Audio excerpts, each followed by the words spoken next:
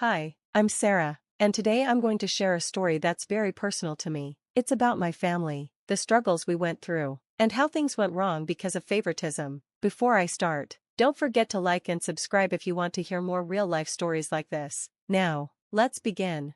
Growing up in a family where you're not the favorite is really hard. Imagine always being in the shadow of your younger brother, Ryan, just because he overcame serious health issues as a baby. No matter what my older brother Jon and I did, it was never enough. My mom would always ask, "Sarah, can you help Ryan with his homework again?" It didn't matter if I had my own work to do, Ryan's needs were always more important. At dinner, the conversation was always about Ryan. "Did you hear? Ryan got the lead role in the school play," my dad would brag, as if Jon and I hadn't achieved anything ourselves. Our successes were usually met with a simple, "That's nice," or a distracted nod. Jon was always quiet, but over the years, I could see the frustration building up inside him. Things really hit a breaking point when we were in college. We both went to the same university, which should have been a time for us to be closer, but instead, Ryan caused more problems. One evening, I found Ryan in the living room, looking guilty as he quickly closed some tabs on the computer. "What are you doing on Jon's laptop?" I asked. "Just borrowing some notes," Ryan muttered, but his smirk told me something else was going on. A few days later, Jon was in a panic. "I can't find my final project. It's like it disappeared from my laptop," he said, his voice full of fear and anger. After some searching, we found out that Ryan had deleted Jon's entire semester's work. "Why would you do that?" I confronted Ryan later. "Come on, Sarah, it's just a bit of sibling rivalry. Besides, Jon's always been too good at everything. He needed to be knocked down a bit," Ryan said casually, as if he hadn't just destroyed Jon's hard work.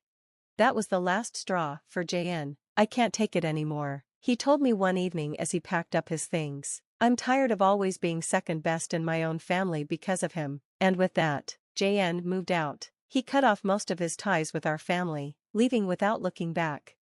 It wasn't just about the project. It was years of feeling ignored and unappreciated, all coming to a head with that one act of betrayal by Ryan. As Jon drove away that night, I knew things would never be the same.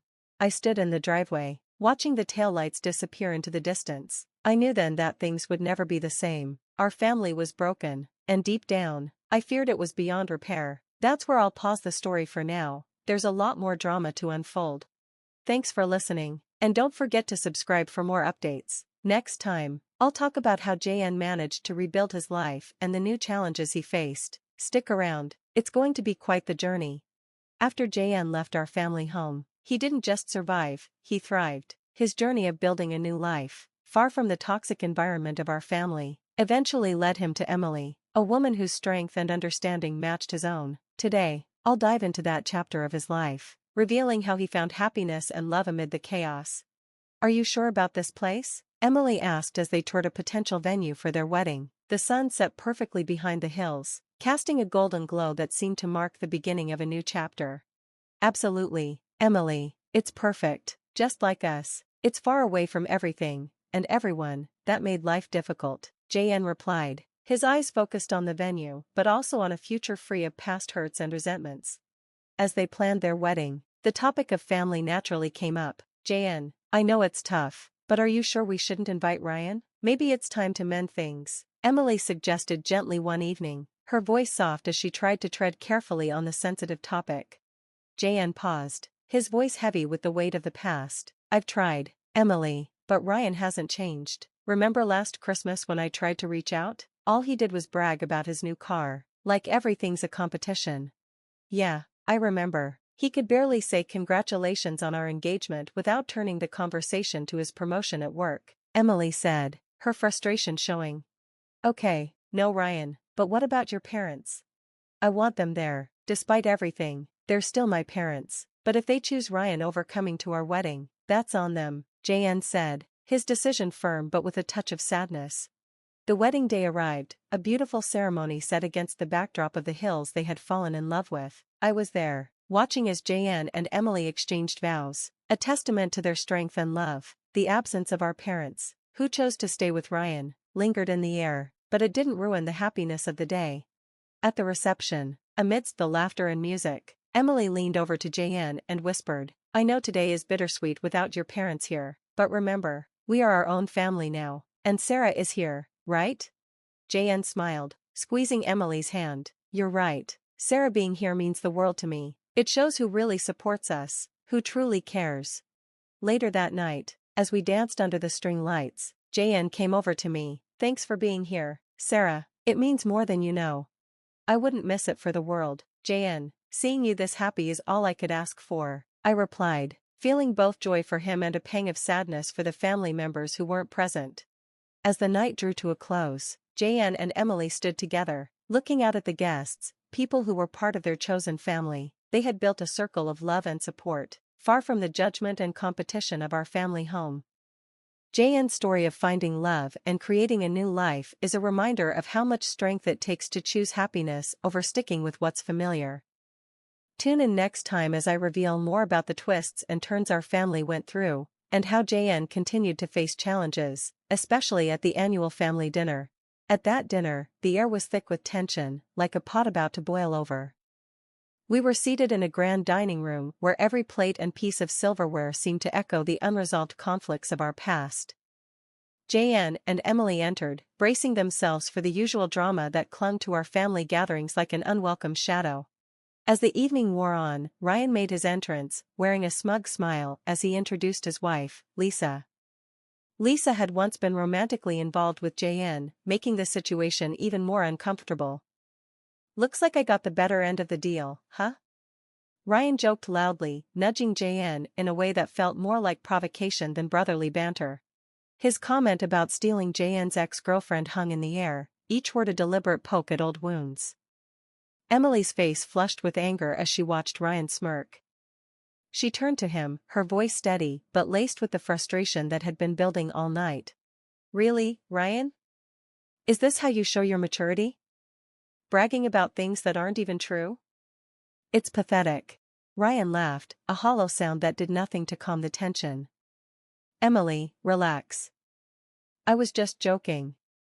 You married folks take everything too seriously. That's not a joke, Ryan, Emily shot back, now standing, her chair scraping loudly against the floor. It's a cheap jab in front of everyone. JN ended that relationship for reasons you clearly don't respect. As Emily's voice rose, the rest of the family shifted uncomfortably in their seats, the weight of the moment hanging heavy in the air. The sound of silverware clinking stopped for a moment as our mother tried to calm things down. Her voice was soft, though you could hear her bias. Emily, dear, let's not make a scene. Ryan didn't mean anything by it. But Emily wasn't having it. No, I think it's time we talk about the elephant in the room. Ryan has always been spoiled, and it's time someone called him out. His entitlement, and you too, she pointed to our parents, have let him get away with it. The room went silent. You could feel the tension in the air. JN reached for Emily's hand, silently showing his support. Ryan, you've spent your whole life trying to compete with me. For what? To prove you're better? You're not. You're just willing to step on others to get what you want, JN said firmly. Ryan's face turned red, his usual arrogance fading.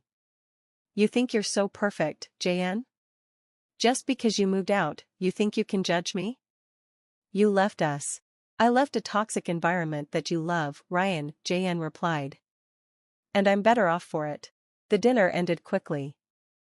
The festive mood was gone, replaced by a heavy silence as JN and Emily walked out. The rest of the family sat in shock, left to think about the hard truths that had been spoken. The confrontation wasn't just about words. It was about deep-rooted issues that could no longer be ignored. What was supposed to be a happy family dinner had turned into a battleground where long-hidden resentments came to light. It wasn't about a simple comment or an old girlfriend anymore, it was about years of unfairness and hurt that had finally reached the breaking point. The fallout from the dinner came fast. Word of Emily's passionate defense of JN spread among our relatives, and the rift in the family grew deeper. The next morning, JN got messages from cousins, all shocked and supportive of him. Just saw the video. Can't believe it took this long for someone to put Ryan in his place, one cousin texted, with a mix of surprise and relief. Another cousin called, frustrated. I always knew Ryan was a jerk, but this? This is something else. Emily really spoke for all of us last night. As the video of the confrontation spread, Ryan and our parents scrambled to save their reputations. Ryan called Jan early that morning, his voice a mix of anger and desperation. "You need to tell everyone Emily overreacted, Jan. You know how she can get. Just smooth things over, man."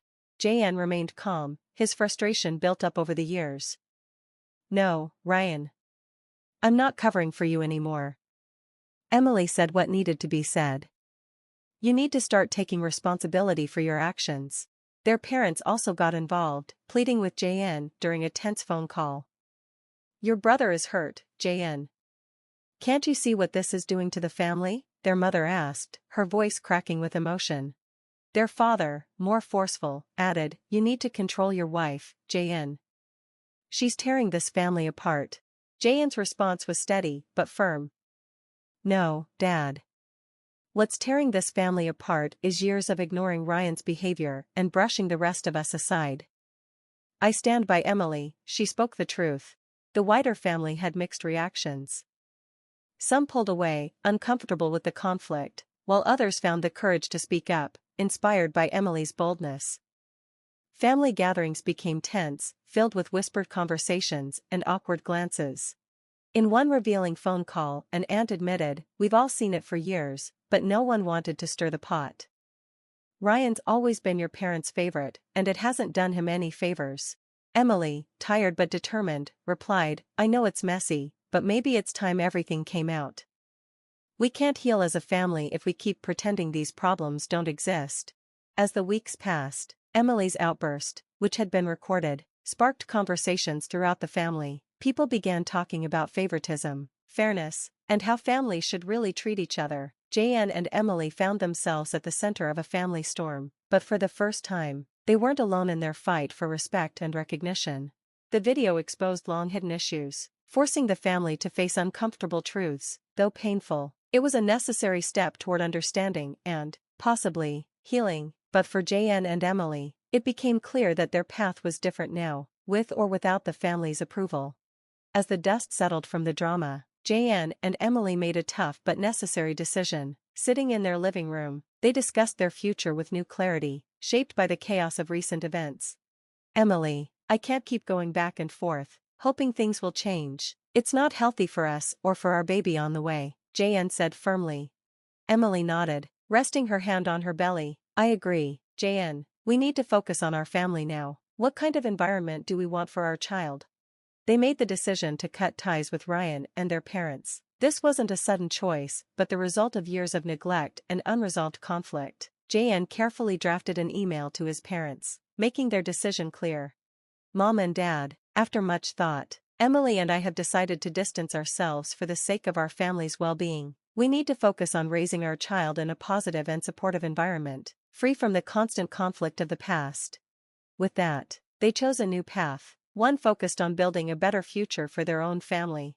Their parents responded quickly, filled with pleas and accusations, but Jan and Emily stayed firm. They ignored the phone calls and left messages unread. It was a hard process, but it had to be done. Meanwhile, Sarah, also chose to support Jon and Emily. During a small family meeting with just the three of us, I told them how much I stood by their decision.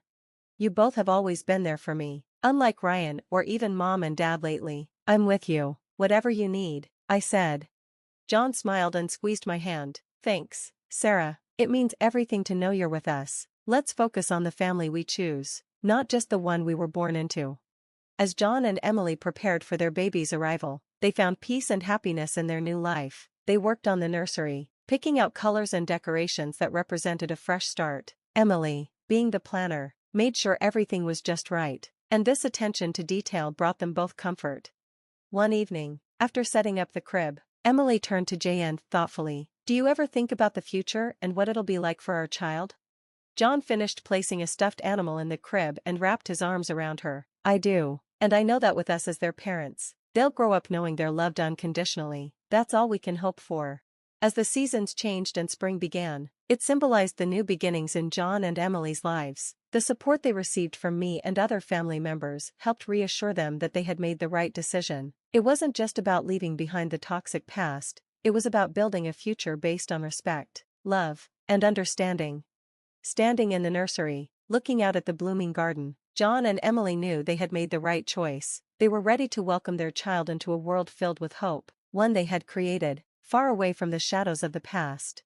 That's the end of the story. Now, I'd love to hear your thoughts. Do you think Jon and Emily were right to cut ties with their family, or could they have handled it differently? Share your opinions in the comments below. If you liked this story and want to hear more, don't forget to like the video and subscribe to our channel. Your support helps us bring more stories like this to life.